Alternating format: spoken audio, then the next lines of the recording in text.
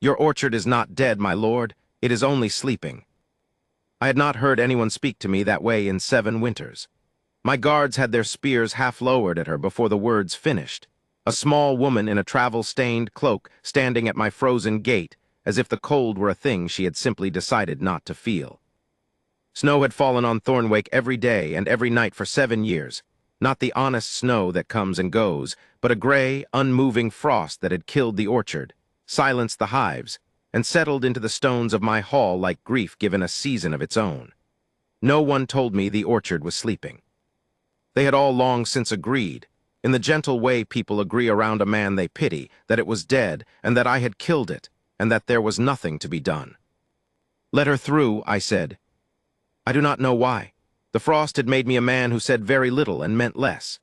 But she looked up at me from under her hood, not afraid, not fawning, only steady, as though she had been walking a long time toward exactly this gate, and something under my ribs that had been ice for 7 years made the smallest sound, like a river shifting far beneath a lake. She gave her name as Linnea.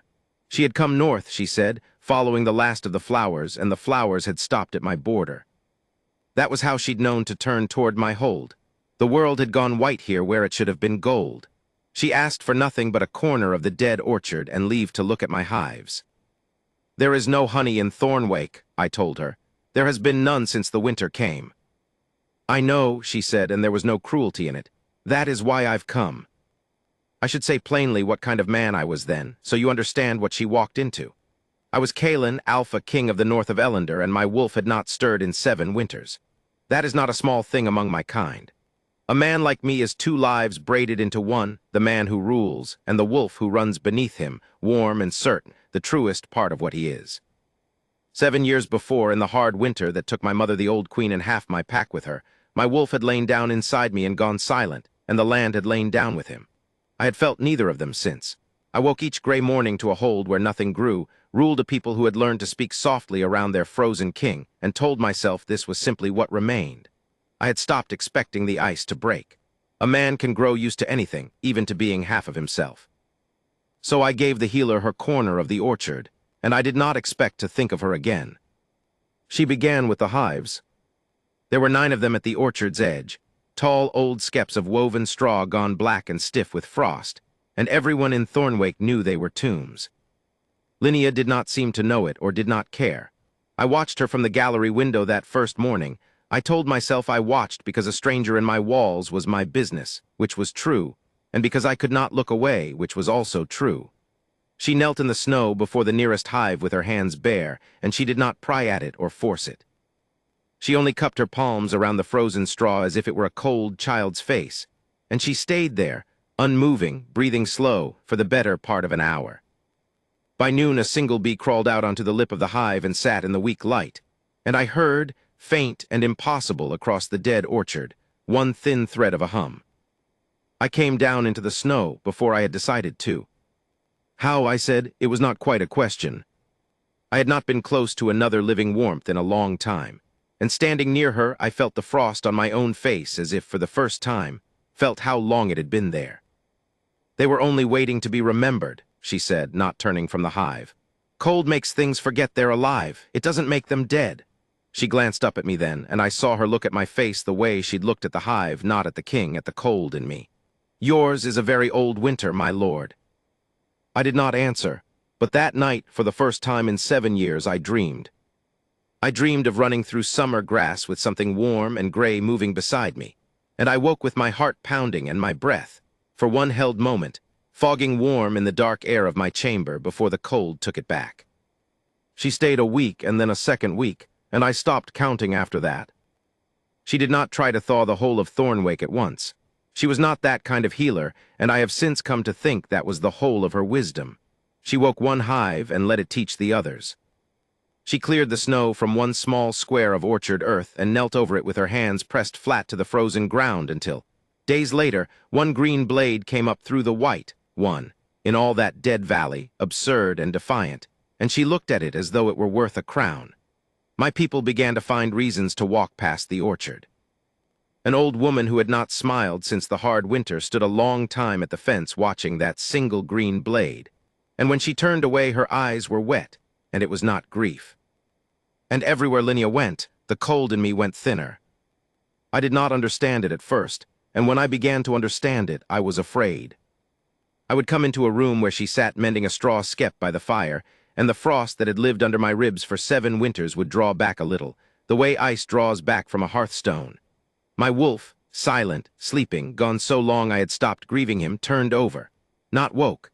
Only turned the way a sleeper turns toward warmth without waking, and settled again. But he had not moved in 7 years, and now he moved when she was near. And I lay awake at night with my hand pressed to my own chest, feeling the small, terrible thaw of it, not daring to name what it meant.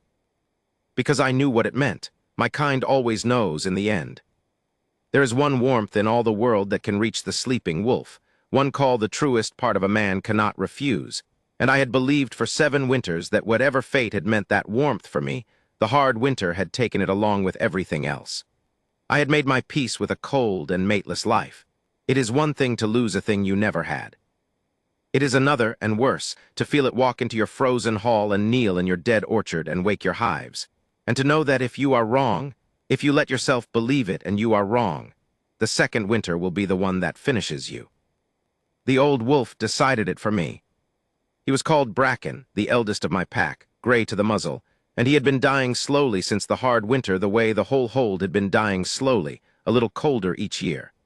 That season he stopped rising to eat.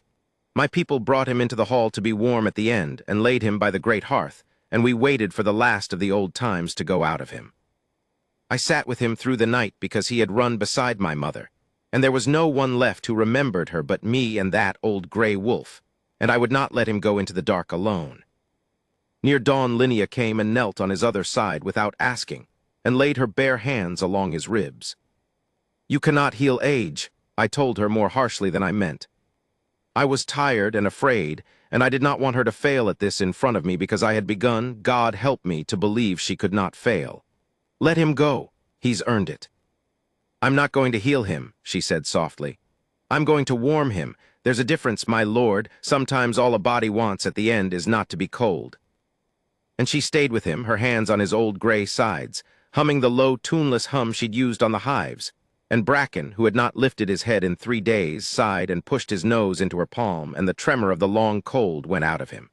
He did not rise. He was too old to rise, and both of us knew it. But he died warm in the gray hour with his head in her hands and his eyes on the fire, unafraid. And I understood as I watched that this was what she truly was. Not a healer who cheated death, but one who took the cold out of things so that what was left, however small, could be alive. And in that moment, kneeling by my oldest wolf as he went, I felt my own wolf wake. Not stir, wake. 7 winters of frost went out of my chest all at once, like a door thrown open on a snowbound room, and I felt him rise up the whole length of me, warm and gray and furious with life, and turn his great head toward her and know her. Mine, not with the greed that word can carry, with recognition the way the orchard knew the spring, the way the frozen hive knew her hands. He had been asleep because there was nothing to wake for. Now there was. I stood up so fast my chair went over. Linnea looked up at me across the body of the old wolf, and whatever she saw in my face made her go very still. "My lord, you should go," I said. It was the cruelest kind thing I ever did. I told her that dawn, standing in the gray light with my dead wolf between us, that Thornwake was no place for a warm thing, that I had frozen everything I had ever loved, my mother, my pack, my whole green valley, and that whatever she was, whatever she'd woken, she would freeze too if she stayed, and I would not do that to her. I told her I would give her horses, coin, safe escort south to where the flowers still were. I told her the wolf did not matter. I lied about that last with my whole heart, because the wolf was, at that moment, howling inside me for her, and I was holding the door on him with everything I had left. She heard me out, she always heard me out, and then she said the thing that undid 7 winters of me. "You didn't freeze them, Kaelin." It was the first time she'd used my name. "Grief froze you and you thought that meant you were the winter, but you're not the winter, my lord, you're the ground under it." She looked at the old wolf, and at the single green blade you could just see through the window, defiant in the snow. "The ground doesn't kill what's planted in it. It only waits and keeps it until it's warm enough to wake. 7 years you've kept all of this alive under the cold without even knowing you were doing it. That's not a curse. That's the truest thing I've ever seen a man do." She stepped closer, and the frost drew back from us both. I'm not afraid of your winter. I've spent my whole life waking sleeping things, but I won't stay to be sent away twice. So I'll ask you plainly, and you'll answer plainly, and then it's done either way. She held my eyes. Do you want me to go? And there it was, the choice in her hands, where she had put it on purpose, because she would not be a thing that was taken or kept. She would only be a thing that was chosen or let go. No, I said, the word came out of me rough, 7 years unused. No, I don't want you to go. I want, my voice broke, a king's voice in front of a healer and a dead wolf. I have wanted nothing in 7 winters. I want you to stay. Then say the rest, she said gently, the part your wolf is saying. You're my mate. I had not said the word aloud in my life. It came out like the first bee off the hive, thin and impossible and alive. The winter took everyone I was meant to keep, but it never took you because you hadn't come yet. You were the spring the whole time. You were what I was under the ice waiting for. She smiled, and I swear the room grew warmer for it. Then let's wake your valley, my lord, she said, together. In front of everyone, so no one ever tells you again that you're the winter. We buried old Bracken at the edge of the orchard that morning, and Linnea knelt at the grave and pressed her hands to the frozen earth over him, and I knelt beside her, and for the first time did not hold the door on my wolf. I let him rise the whole way. I let the 7 years of frost go out of me into the ground where the old wolf lay, all of it, the grief and the guilt and the cold I had mistaken for myself, and I felt it go the way a thaw goes, all at once and everywhere with a sound like the whole world breathing in. The snow on the ninefold orchard began to melt. It went first in a ring around us and then outward, faster than any spring, 7 winters of it running off the black branches in the space of a held breath, and my people came running from the hold at the sound of it. The impossible sound of water where there had only ever been silence, and they stopped at the orchard's edge and stood open-mouthed as the frost pulled back off Thornwake like a sheet drawn off a sleeper. The black branches greened. The buds came not slow, the way spring truly comes, but all at once, 7 springs owed and paid in a single morning, white and pink breaking open along every bough until the whole orchard stood roaring with bloom over our heads. And the 9 hives woke together, and the air went gold and loud with them, and the old woman who had wept over one green blade sank down in the new grass and laughed like a girl. Then my wolf, gray and enormous and 7 years unseen, rose up out of me in the open air before my whole hold, and walked to Linnea and lay down and put his great head in her hands. They saw it, all of them saw it. The frozen king's wolf, the one they had whispered was dead like everything else, alive and warm and choosing before them all the small woman who had walked out of the south following the flowers. No one bowed because I commanded it. They bowed because you bow when you have lived 7 winters in the dark and the spring walks into your valley and lays its head down at a healer's feet. I did not make her my queen that day. I want you to know that. I asked her in the blooming orchard with the bees loud around us and my wolf leaning warm against her side. I asked her if she would stay. And I told her that Thornwake was hers to tend whether she wed me or not, that the orchard was awake now and would stay awake, and that she owed me nothing for it and could take the southern road with my whole hold's blessing if the road was what her heart wanted. I had learned that much from her by then, that warmth given cannot be a warmth demanded, that a thing must be chosen or let go. She looked around at the valley she had woken, and at the people laughing in the new grass, and at the gray wolf with his head against her, and last of all at me, the king who had been the ground under the winter all along. I followed the flowers my whole life, she said. I think I was only ever following them here. She put her hand over mine, warm over warm, no cold left anywhere between us. Yes, Kaelin, I'll stay. I'll stay and keep your valley awake and you and every winter that ever tries to come for either of us. That's what I'm for.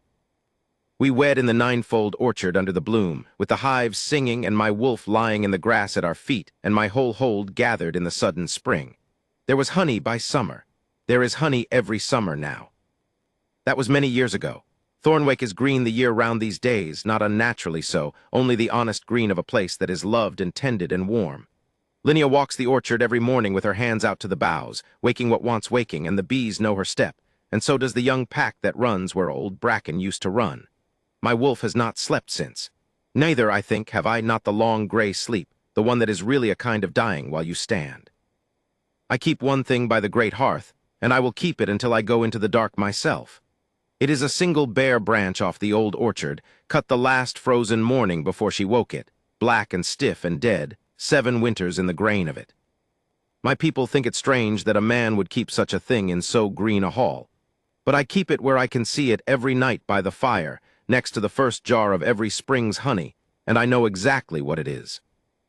It is how close I came to sleeping through her. The morning she came, I had been counting the dead. It was a thing I did without meaning to, a habit the winter had put in me. I would stand at the high window of my hall where the glass had frost flowers grown across it thicker than any curtain, and I would look down at the white orchard and I would count. 9 hives, black and stiff, 41 apple trees, every one of them a charcoal skeleton. The long herb beds under their smooth hoods of snow, where my mother had grown things I no longer remembered the names of. The well the ice had cracked.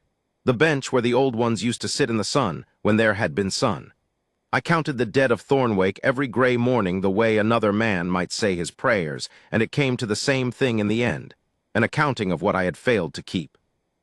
My steward, Havard, found me there, as he found me most mornings. "There's a woman at the gate, my lord." I did not turn from the window. Women had come to the gate before, in the early years, daughters of the lesser packs, sent north by fathers who thought a frozen king was still a king, and might still get heirs, and might still be thawed by the right face in the right gown. I had sent them all home. It was not cruelty. I simply had nothing left in me to give a wife, and I would not take one into a hall where the fires never quite warmed the stone, and let her learn slowly, year on year, that she had married a man who was mostly ice. Better the cold road home than the cold hearth here. "Send her back before the light goes," I said. "The pass will close by dusk." "She hasn't come for that, my lord." Havard was an old man and careful, and he chose his next words the way you choose your footing on river ice. "She says she's a healer. She says—" he paused. "She says the orchard is sleeping, not dead, and she's come to wake it." I turned around then. I want to be honest about what moved in me in that moment, because it was not hope. I had buried hope so long ago I could no longer have told you where. It was something smaller and stranger, the way you turn toward a sound you haven't heard in years and can't quite place. Someone had said a thing about my orchard that I had never once, in 7 winters, allowed myself to think. Sleeping, not dead. I had spent 7 years being certain of the opposite because certainty is a kind of shelter, and a man will build his shelter out of whatever he has, even out of grief. "Bring her to the gallery," I said. "I'll look at her." I told myself it was so I could send her away properly. A healer who made promises to a grieving hold was a danger. She would raise the old women's hopes and then fail and leave them colder than before, and I had a duty to spare them that. I told myself I was protecting my people. I have had many years to see how much of what I did that winter I did while telling myself it was for someone else's sake. She came into the gallery still in her traveling cloak, and the first thing I noticed was that she did not look at the hall. Everyone looked at the hall. Thornwake had been a great hold once, and even frozen it was meant to impress, the high vaulted stone, the old banners stiff as boards, the long, cold length of it. Every visitor's eyes went up and around, measuring before they came back to me. Hers did not. She looked at me directly from under a hood beaded with melting frost. And then, this is the part I remember, she looked past me, out the gallery window at the dead orchard, and something in her face eased, the way a traveler's face eases when a long road finally shows the roof she's been walking toward. "You're the one who's been keeping them," she said. It was not what anyone said to me. What they said was, "My lord, and I'm sorry, and it's been a hard winter," and their eyes said the rest, that I was the man who had let the north freeze. This small woman with snow in her lashes looked at me as though I had done something, not failed to. "I've kept nothing," I said. "I've buried a valley." "If you've come to raise it, healer, you've come to a graveyard, and I'll not have you filling my people's heads with springs that won't come. Warm yourself, take a night's shelter, and go home in the morning." She pushed back her hood. She was not young and not old, brown-haired, plain in the way that a good tool is plain, made for use, made well. Her hands, when she freed them from the cloak, were a healer's hands, marked with old small burns and the stains of things pressed and steeped, and she held them a little away from her body as if they were always half ready to be laid on something that hurt. "May I see the hives before I go?" she asked. "That's all. If they're dead, I'll know it in an hour, and I'll take your good morning and your good road and trouble you no further. But if they're only cold," she let it sit, "then it would be a poor thing, my lord, to bury what's only sleeping for want of an hour's looking." I should have said no. I have wondered since what my life would have been if I had said no, and the wondering is like looking down a well. The cold comes up off it. But I did not say no. I said, 1 hour, and I said it in the voice I used for granting a small mercy I expected to cost me nothing. I did not know yet that she would spend that hour on her knees in the snow with her bare hands cupped around a black and frozen thing, giving it back the warmth I had stopped believing anything in Thornwake still had to give. She went straight to the nearest hive. I followed at a distance, and my people followed me at a greater one, Havard and 2 of the guard, and drifting out from the kitchens and the stable and the low houses along the wall, the quiet remnant of my hold. They did not come for the healer. They came because their king had gone down into the dead orchard in daylight, and that was itself a strange enough thing to draw them out into the cold to see. The hives stood in their row at the orchard's edge, 9 tall old skeps of coiled straw, and they were, to any eye, tombs. The straw had gone black. Frost had grown out of the mouths of them in gray beards. Not a wing had moved in them in 7 years. The winter that silenced my wolf had silenced the bees in the same season, as if all the small, warm lives of the valley had agreed together to stop. In the early years, a few of the old keepers had pried one open, hoping, and found only cold gray combs and the small husks of the dead, and after that no one opened them again. We let them stand, a row of 9 black tombs at the edge of a black orchard. I had counted them 10,000 mornings. Linnea knelt before the first one in the snow. She did not open it. That was the first thing that struck me. Everyone who had ever hoped anything of those hives had opened them, had pried and peered and gone away grieved. She did not. She knelt with her knees in the snow, and she laid her 2 bare hands flat against the frozen straw. Gently, the whole palm, the way you'd lay a hand on the chest of someone sleeping to feel if they still breathed. And then she was still. I have seen many kinds of work done. I had never seen stillness done as work. She stayed there. The hour I had granted her began to go by in it. The cold came up through my own boots, and my people shifted and murmured behind me, and still she knelt unmoving, her eyes half closed, breathing slow and even, her breath fogging warm against the black straw, and I saw it before I understood it, not vanishing the way breath vanishes in hard cold, but lingering as if the air just there in front of her hands had decided to be a little less winter than the air everywhere else. A ring of the frost beard at the hive's mouth darkened, wet, melting. "That's only her breath," Havard said beside me low, and I heard in it that he was telling himself, not me. It was not only her breath. I knew it the way I knew the weight of my own crown. Something was happening in the frozen straw under her hands that no breath does, a warmth going in and downward, patient, the way spring warmth goes down into ground that has forgotten it, and I felt the hair rise on my arms under my sleeves, and under my ribs in the deep frozen place where my wolf had lain silent for 7 winters, something shifted. Not woke. Shifted. The way a sleeper shifts far down when a hand he loves touches him and does not wake, but is nearer waking than he was. I had not felt anything in that place in 7 years. I had thought it was empty. To feel even that small movement in it was like a stone speaking. I did not move. I did not breathe. I was afraid that if I so much as shifted my weight, the small thing would stop, and I would be certain again, and safe again, and frozen again. The bee came out at noon. The light was thin and white, and there was no warmth in it, but a single bee crawled out over the darkened lip of the hive and stood there in the impossible cold, working its legs slowly over its head the way they do, cleaning itself, ordinary, as if it had merely overslept. And then it lifted its small tattered wings, and I heard, across the dead and silent orchard where nothing had made a sound in 7 years, one thin thread of a hum. I heard my people draw breath as one. I heard old Mirren, the herb woman who had wept the day the last of the hives went black, make a small broken sound in her throat. And I came down off the low bank into the snow of the orchard, close, closer than I had let myself be to any warm and living thing in longer than I could say. And I looked at that one bee humming in the cold on the lip of the waking hive, and I found I could not speak. How I managed at last, it was not a question. I did not have the shape of a question in me. I had only the one blunt word. Linnea did not lift her hands from the hive or open her eyes fully. They were only waiting to be remembered, she said, soft, as though we were the ones who might disturb the bees and not the other way round. Cold makes a thing forget it's alive. It doesn't make it dead.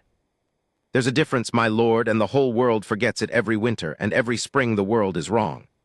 Now she opened her eyes and turned her head and looked up at me kneeling there beside her in the snow, and she looked at my face the way she had looked at the hive, not at the king, at the cold in me, at the black frost beard grown over something that might only be sleeping. "Yours is a very old winter," she said gently. Older than 7 years, I think. I did not answer her. I could not. I got to my feet, and I gave orders in a voice that did not sound like mine, that she was to have a room, a fire, the freedom of the orchard, whatever she asked of the kitchens. And I went back up into my hall and stood at the frost-flowered window and looked down at where she still knelt in the snow with the one bee humming. And I put my hand flat against my own chest, over the place where the small thing had shifted. And I stood there a long time, afraid of the size of what I was feeling, which was not hope. It was worse than hope. It was the memory of what it had been like before the winter to feel my own heart as a warm thing. That night, for the first time in 7 years, I dreamed. I dreamed of running. Long grass, summer high, gold with seeding, and the whole warm weight of the world rushing past me. And beside me, keeping pace, easy, joyful, the truest part of me given its own 4 legs and its own great heart. Something gray and warm that I had grieved so long I had stopped being able to picture it. My wolf ran beside me in the summer grass, and I felt his gladness as my own, and I woke with my face wet and my breath. For one held moment in the dark before the cold of the chamber took it back, fogging warm in the air above my bed. I lay in the dark a long time after, breathing, watching each breath to see if it would come warm again. It did not. The cold took the next one and the next, but it had come warm once. In 7 winters it had never once come warm. She stayed a week, and I did not send her home. I told myself a new reason each day, because the true reason was too large to look at. The first day it was that the pass had closed with new snow, and she could not safely go. The second day it was that Mirren, who had not smiled since the hard winter, had been seen to smile at the sight of the one bee, and I would not take that from the old woman so soon. By the third day I had stopped supplying reasons even to myself, and simply let her stay, and came each morning to the frost-flowered window earlier than I used to see where in the orchard she was kneeling. Because she did not wake the whole valley at once. I have thought about this more than almost anything else she taught me. She was not that kind of healer, and I have come to believe it was the whole of her wisdom, the thing under all the other things. A lesser healer, a grander one, would have stood in the middle of the dead orchard and flung her arms wide and tried to thaw the whole of Thornwick in an afternoon, and failed, because you cannot warm a valley the way you cannot comfort a grief. Not all at once, not by main force, not by being large about it. Linnea woke one hive. And then she let that one hive, humming alone in the cold, teach the second. She cleared the snow from one small square of orchard earth, no bigger than a hearthrug, and knelt over the bare black ground with her hands pressed flat to it, patient, day after day, until on the 4th morning one green blade stood up out of it. One. In all that dead white valley, one absurd defiant thread of green, and she knelt back on her heels and looked at it with more plain joy in her face than I had seen a crown bring anyone ever. My people began to find reasons to walk past the orchard. It started with Mirren, who came each morning to stand at the fence and look at the one green blade as though it were an heir in a cradle. Then the stable boys, on their way to nowhere that took them past the orchard. Then Havard, who stood along while one gray noon watching Linnea coax warmth into the 3rd hive, and said nothing, and went away with his old careful face working at something. By the end of that first week, there was a slow, quiet traffic along the orchard fence all day. The whole shrunken remnant of my hold drifting, passed to look at the green blade and the waking hives and the woman on her knees in the snow. And I understood, watching them from my window, that she was not only warming the orchard. She was warming them. Every one of them had frozen a little more each year alongside the valley, had let their own small green things go under the cold. And now they came to the fence to watch one blade stand up in the snow, and something in each of them stood up with it. And everywhere she went, the cold in me went thinner. This is the part I understood last and feared most.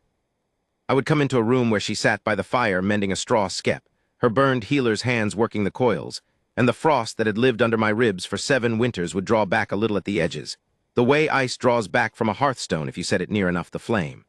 I would stand near her at the orchard fence and feel the deep frozen place in me where my wolf slept grow, not warm, but less absolutely cold, and my wolf would turn over in it. Not wake. Turn. The way a sleeper turns toward warmth in the night without surfacing, and settles, and is nearer the surface than he was. He had not moved in 7 years.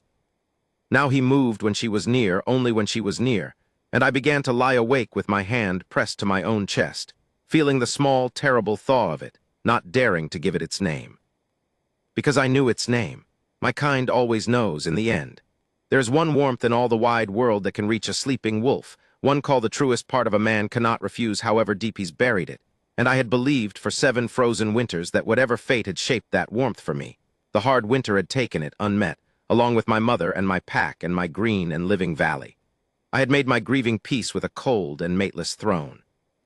And it is one thing, I have learned, to lose a thing you never had the having of. It is another thing, and a far worse one, to feel that thing walking out of the snow and kneel in your dead orchard and wake your buried bees, and to know, with your hand pressed over your own thawing heart in the dark, that if you let yourself believe it, and you are wrong, the winter that comes after will be the one there is no waking from. So I did not tell her. I watched her wake my valley hive by hive and blade by blade, and I felt my wolf climb, night by night, nearer the surface of the deep, cold place, and I held the door on him with everything I had left, and I told myself I was protecting her. That a warm thing did not belong in a hall that froze everything it loved. That I would let her wake the orchard and pay her well, and send her south to where the flowers were, before my winter could reach her. I had not yet learned what she would say to that. I had not yet knelt beside my oldest wolf through the last night of his long life and felt, at the very moment he went, my own wolf come awaken me at last. That was still a week off, that gray dawn that broke 7 winters open. But I can tell you that even then, even holding the door with all my strength, some part of me already knew that a man does not get to choose whether the spring comes. He only gets to choose whether he is awake to meet it. The second hive woke 3 days after the first, and the third the day after that, and by the end of that second week all 9 of them hummed. She did it the same way each time, which is to say she did it the only way she seemed to know, kneeling, bare hands flat to the black straw, patient past any patience I owned, letting the warmth go in and downward until, hours later or a day later, the first bee crawled out into the cold and stood cleaning itself as though it had merely overslept. But though the manner was the same, the waking of each hive was its own small event in Thornwake, and my people learned to gather for them. Word would pass along the wall, she's on the 5th, she's on the 7th, and by the time the first bee came out there would be a little crowd of them at the fence, silent, the stable boys and the kitchen women and the old ones, watching a straw skep come back to life as though it were a thing worth leaving the fire for. And it was. In a valley where nothing had happened for 7 years, but the slow addition of more cold, a bee crawling out into the light was the largest thing that had happened in any of their lives for a very long time. I came to every one of them. I told myself it was a king's business to know what was being done in his walls. The truth was that I could not stay away. By the 9th hive the orchard had changed. Not thawed, that word is too large for what it was then. But changed. The 1 square of bare earth Linnea had cleared had grown to a patch the size of a hall floor, and the green had spread across it, not lush, but real, a low, determined green that had not been in Thornwake since before the hard winter. The frost beards had gone from the mouths of the hives. And around the base of the nearest apple tree, the great old one at the orchard's heart that my mother had planted, the one I had counted dead 10,000 mornings, there was a ring where the snow had drawn back off the roots, and the bark, when I laid my hand on it one gray noon in something like disbelief, was not the dead cold of charcoal. It was cool, only cool. There was a difference, and I stood there with my palm flat to my mother's tree, and felt the difference go up my arm and into the frozen place under my ribs, and my wolf turned over hard, and I took my hand away as if the bark had burned me, and I walked back up to my hall and did not come down again for a full day, because I was afraid. Linnea let me be afraid. That was another of her wisdoms. She never once in all those weeks reached for the cold in me the way she reached for the cold in the hives. She could have. I have no doubt she could have knelt in front of me the way she knelt in front of the black straw and laid her burned hands flat against my chest and begun the patient warming. And I have wondered since what would have happened if she had, whether I'd have let her, or fled, or frozen her out with the last hard strength of 7 years' grief. She never tried. She warmed the orchard and the hives and the people, and she let the warmth reach me the long, slow way, second-hand, through a green blade and a humming hive and a bee on a windowsill, and she waited. She waited for me the way she waited for the hives, as though I too were only sleeping, and could not be pried open, and would come out into the light in my own hour or not at all. It was Mirren who told me what the hold had begun to say. The old herb woman had thawed faster than any of them. She had taken to following Linnea about the orchard carrying things, learning again the names of the small green plants she had let herself forget, and one evening she came up to the gallery where I stood at the window, a thing no one but Havard dared do uninvited. And she stood beside me a while looking down at the healer moving along the waking hives in the last gray light, and then she said, not looking at me, "They're saying she's the spring, my lord." I said nothing. "Not a healer that brings the spring," Mirren went on. "The spring, that she's what the valley's been waiting for under the cold. That the orchard didn't wake for her hands, it woke because she is the thing it was frozen wanting." The old woman turned and looked at me then, and her eyes were sharp under all their years. "You know what I'm telling you, my lord. You knew it before any of us. I've watched your face at this window." "Mirren, 7 years I've grieved this valley beside you," she said. 7 years I've watched you count your dead every morning and call it duty. I'll say this one thing and then I'll hold my peace to my grave. That woman didn't come north following flowers, my lord, whatever she told your gate. Flowers don't grow north of here. She came following the one warm thing that's left in this whole frozen kingdom." She looked at me steadily. "And it isn't the orchard." She went out and left me at the window, and I stood there in the dark as the last light went off the snow. And below me Linnea straightened from the last hive and put a hand to the small of her back the way the weary do, and turned and looked up, not knowing I was there in the unlit gallery, or knowing I never asked her, looked up at my black window as though she could see me through it, and stood a moment, and then went into the warmth. And the frozen place under my ribs was not empty. It had not been empty in weeks. I stood with my hand pressed to it in the dark, and I was more afraid than I had been since the hard winter, and for the opposite reason. Then I had been afraid there was nothing left to lose. Now I was afraid of how much there was. Old Bracken went into his dying 2 nights later. I should tell you who he was, so you understand why I did what I did. Bracken was the eldest wolf of my pack, gray to the muzzle and beyond it, so old that his age was itself a kind of legend in the hold, a wolf who had run beside my father, and my father's father, the pack's living memory given 4 legs and a great scarred gray body. He had run beside my mother, the old queen, when she was young. When the hard winter took her, Bracken had lain 3 days across the threshold of her empty rooms and would not eat. And I, a young king drowning in more grief than I knew how to hold, had gone and lain down beside him on the cold stone and grieved into his fur where no one could see the king weep. He was the last living thing in Thornwake that remembered her. He was the last living thing that remembered me warm. And that winter, as the healer woke the valley hive by hive, old Bracken quietly, without fuss, in the way of the very old, began to die. He stopped rising to eat first. Then he stopped rising at all. My people carried him into the great hall on a hurdle and laid him on the warm stones by the hearth, and I saw at once, kneeling by him, that this was not a sickness Linnea or anyone could turn. It was age. It was the whole long wait of his years come due at last, and the winter had only hurried it. His breath came shallow and slow, and his old cloudy eyes found me and knew me, and his tail moved once against the stone, and I understood that the last thing in my hall that remembered my mother, that remembered the valley green, that remembered me before the cold, was going out, and I sat down on the stones beside him to see him through it, because I had lain beside him in grief once, and I would not let him go into the dark alone now. I sat with him all that night. The hall emptied slowly. My people came one by one to lay a hand on the old gray head. He had been their wolf too. The whole hold's wolf, longer than most of them had been alive. And then they went to their beds, and by the deep middle of the night it was only me and the old dying wolf and the great fire, and the frost flowers thick on the high windows, and the wind going round the towers.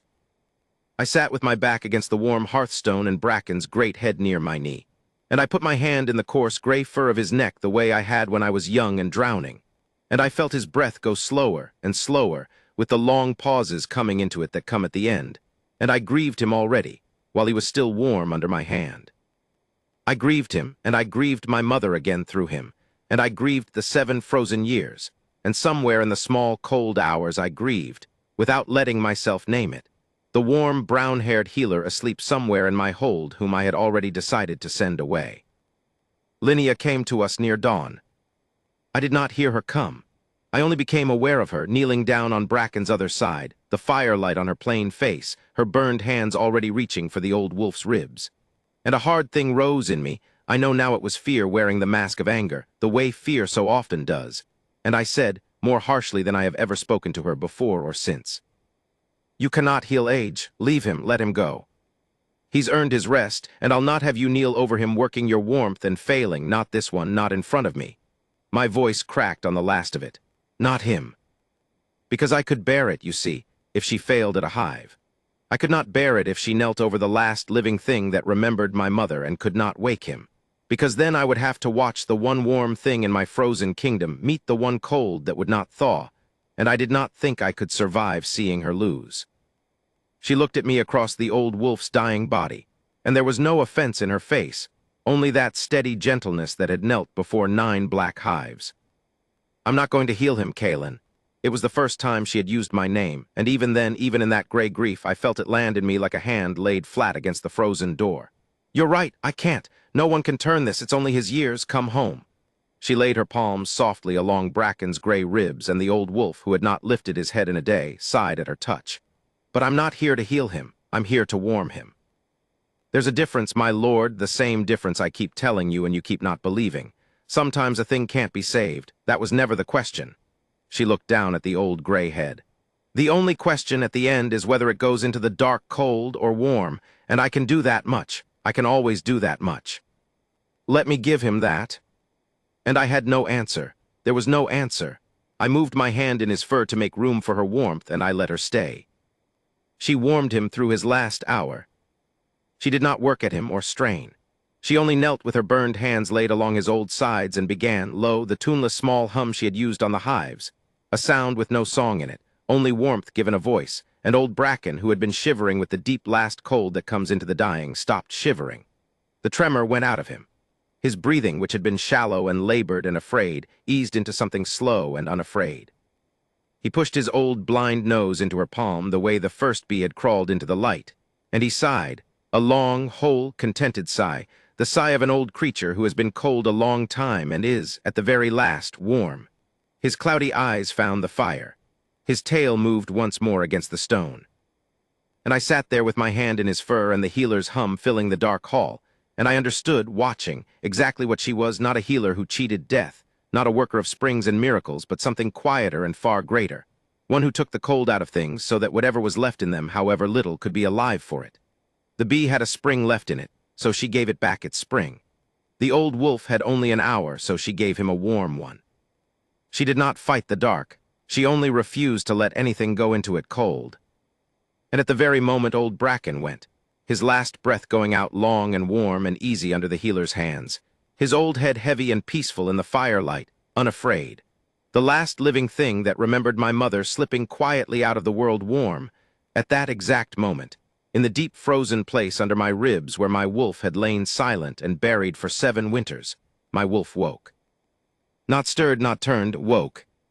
7 winters of frost went out of my chest all at once, the way a door long frozen shut gives way not slowly but all in a rush, and cold air pours out and warm air pours in, and the whole dark shuttered room stands suddenly open to the light.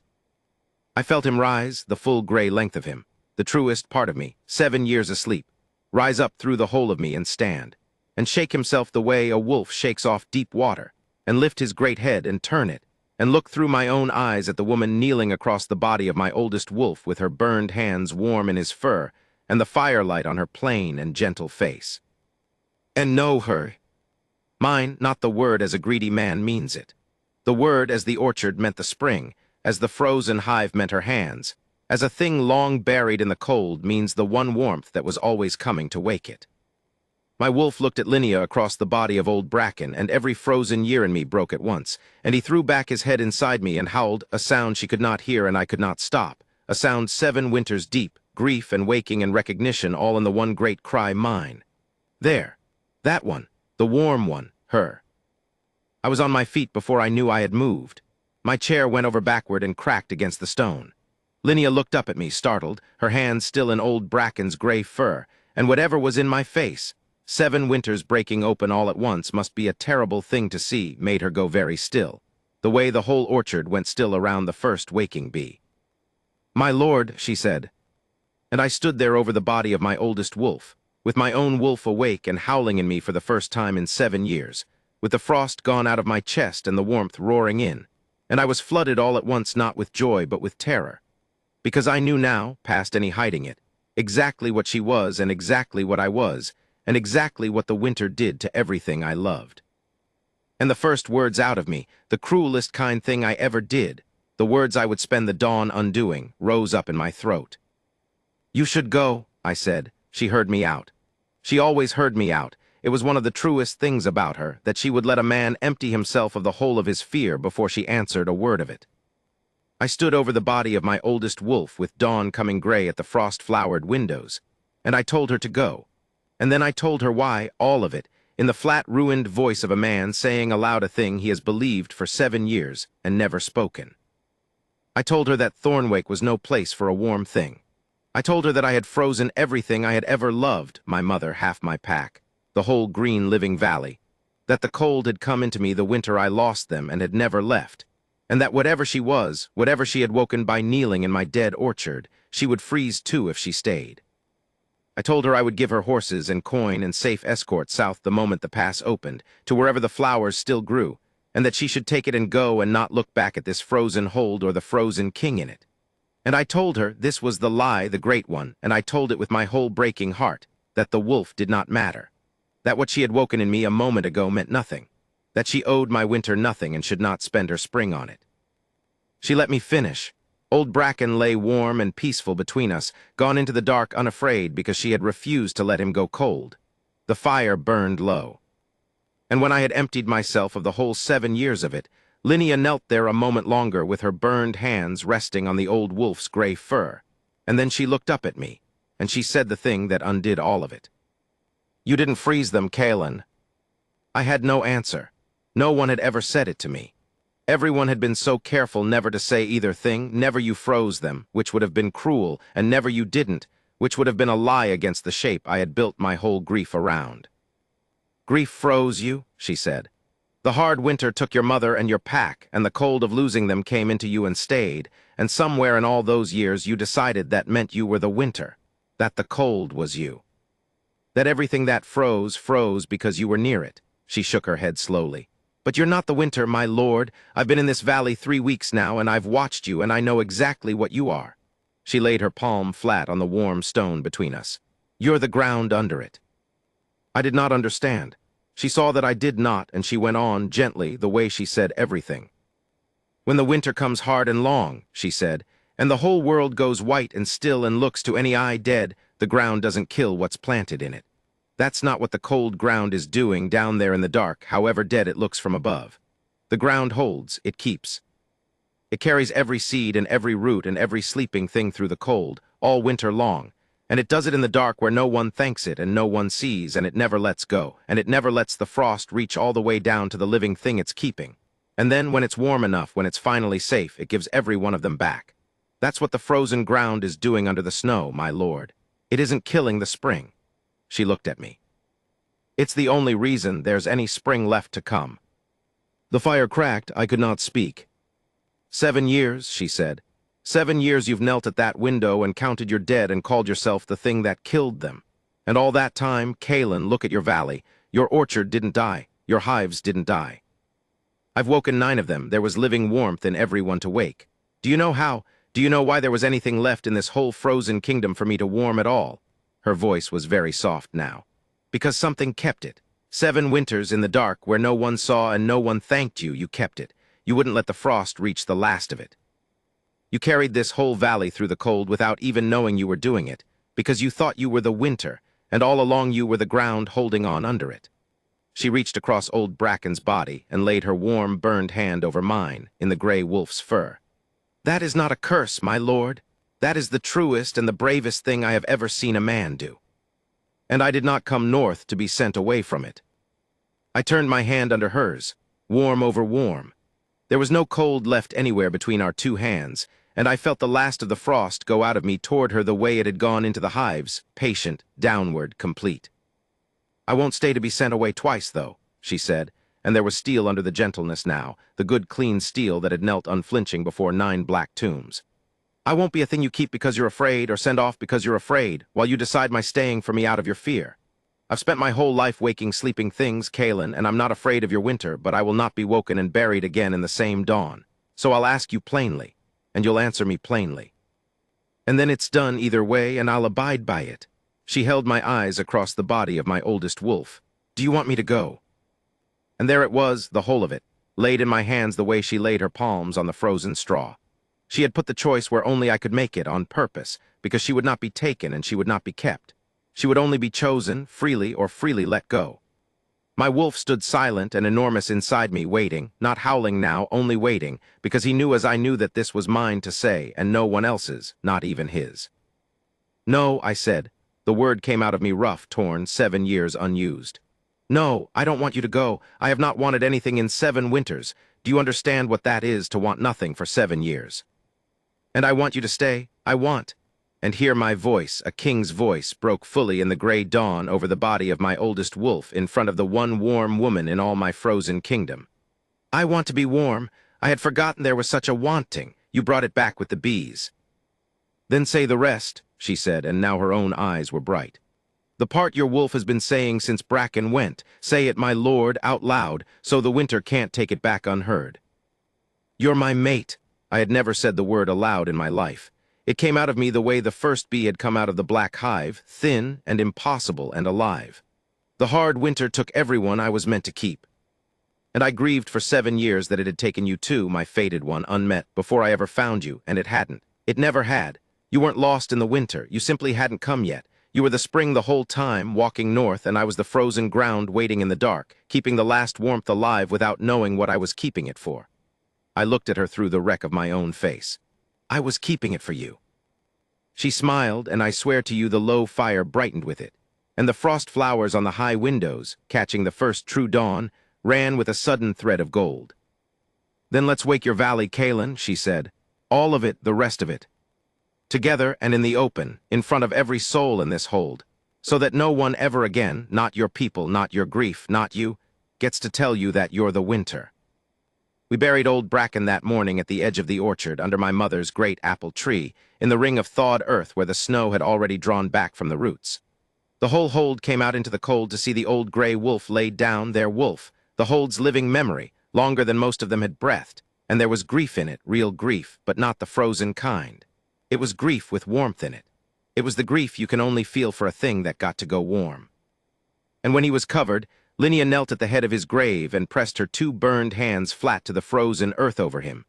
And I knelt down in the snow beside her, before my whole assembled hold, and for the first time in 7 winters I did not hold the door on my wolf. I let him rise the whole way.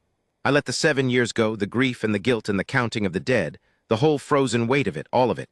I let it pour down out of me into the ground where the old wolf lay keeping my mother's memory, down into the dark holding ground that had never once let go. And I felt it leave the way a thaw leaves, not slowly, not in a place, but all at once and everywhere at once, with a sound under everything like the whole world drawing one long breath. The snow on the 9-fold orchard began to melt. It went first in a ring around the 2 of us kneeling at the grave, and then outward, faster than any spring that ever honestly came, 7 winters of frost running off the black boughs and out of the frozen beds and up out of the held dark ground, all at once, all of it, in the space of a few held breaths. My people cried out. They came running from the graveside and the fence and the hall at the sound of it, the impossible sound of water, and thaw where there had been only silence and cold for 7 years. And they stopped at the orchard's edge and stood with their mouths open as the winter pulled back off Thornwake like a white sheet drawn all at once off a sleeper who was never dead at all. The black boughs greened, and then the buds came, not slow, the way spring truly comes, but all at once, 7 springs owed and 7 springs paid in a single morning, white and pink breaking open along every branch of every tree, my mother's great apple first and the rest following, until the whole orchard stood roaring silently with blossom over our heads, a canopy of white and pink where an hour before there had been only charcoal against the gray. The 9 hives woke as one, and the air went gold and loud and warm with them. And old Mirren, who had wept the day the last hive went black, sank down in the sudden new grass and laughed like a girl, laughed until she wept again, and this time there was nothing frozen in it at all. And then my wolf, gray and vast, and 7 winters unseen, the wolf my hold had long since whispered was as dead as everything else, rose up out of me into the blooming open air before them all. I felt him leave me and take his own shape in the grass, huge and gray and gloriously alive, and I heard my people's breath go out of them as one. He stood a moment in the falling blossom, my wolf, the truest part of me, awake. And then he turned from all of them from me, from the whole staring hold, and he walked across the new grass to where Linnea stood beneath my mother's blooming tree, and he lay down at her feet, and he put his great gray head into her two burned hands. They saw it, every soul in Thornwake saw it. The frozen king's wolf, the dead king's dead wolf, alive and warm and choosing in the open, in the blossom, before them all laying his head into the hands of the small brown-haired healer who had walked out of the south 3 weeks before following the last of the flowers. And they knelt. Not one of them because I commanded it. I commanded nothing. They knelt the way you kneel when you have lived 7 winters in the dark counting your dead. And the spring walks into your valley in a worn linen cloak and lays its head down at a healer's feet. I did not make her my queen that day. I want you to know that because it is the truest thing I did in the whole of it. I asked her. I stood with her under the blooming tree, with my wolf leaning warm against her side and the bees loud and gold around us and my whole hold on its knees in the new grass. And I told her that Thornwake was hers now to tend whether she ever wed me or not, that the orchard was awake and would stay awake, that her work was done and undoable and cost her nothing owed, and that if the southern road and the flowers were what her heart still wanted, she could take them with my whole hold's blessing and my own. And I would keep the valley warm in her memory the rest of my days and never once call it her debt. I had learned that much from her in 3 weeks, that a warmth given cannot be a warmth demanded, that a thing must be freely chosen or freely let go, or it is not the true thing at all. She looked around her, at the valley she had woken, at the blossom, at the people laughing and weeping in the new grass, at the great gray wolf warm against her, and last of all at me, the king who had been, all along and without knowing it, the ground holding on under the winter. Followed the flowers my whole life, she said, north, always north to wherever the last of them grew, and I never once let myself wonder why or where the following was for. She put her warm hand over mine, and there was no cold anywhere between us, and no winter left in me to fear giving her. I think I was only ever following them here. To you, I think every flower I ever chased was pointing north to the one frozen valley that needed waking most. She smiled. Yes, Kaylin, I'll stay. I'll stay and keep your valley warm, and you, and every winter that ever again tries to come for either of us, I'll wake it back to spring. That's what I'm for. I know that now. That's what I was always for. We wed in the 9-fold orchard under the full white blossom, with the 9 hives singing and my great gray wolf lying easy in the new grass at our feet, and my whole hold gathered warm around us in the sudden spring. Mirren made the wreath. There was honey by summer, the first honey in Thornwake in 7 years, and there has been honey every summer since. That was many years ago now.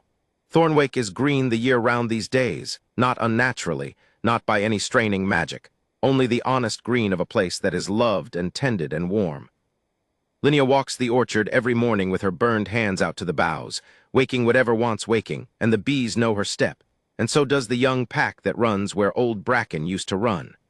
My wolf has not slept since that dawn. Neither, I think, have I not the long gray sleep, the one that is really a kind of dying while you go on standing. I keep one thing by the great hearth, and I will keep it until I go into the dark myself, warm, I hope, the way she sent old bracken.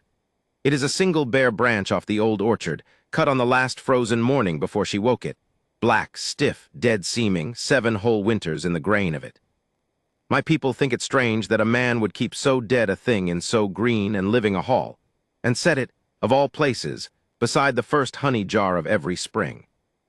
But I keep it where I can see it every night by the fire, and I know exactly what it is and why it sits beside the honey. It is how close I came to sleeping through her. It is the winter I would have called myself forever, if a healer following flowers had not knelt in my dead orchard and told a frozen king that the ground is not the enemy of the spring, that the cold, holding on in the dark where no one thanks it, is the only reason there is any spring left to come. She kept me the way I kept the valley. Neither of us knew, through the long cold, what we were keeping it for. We know now,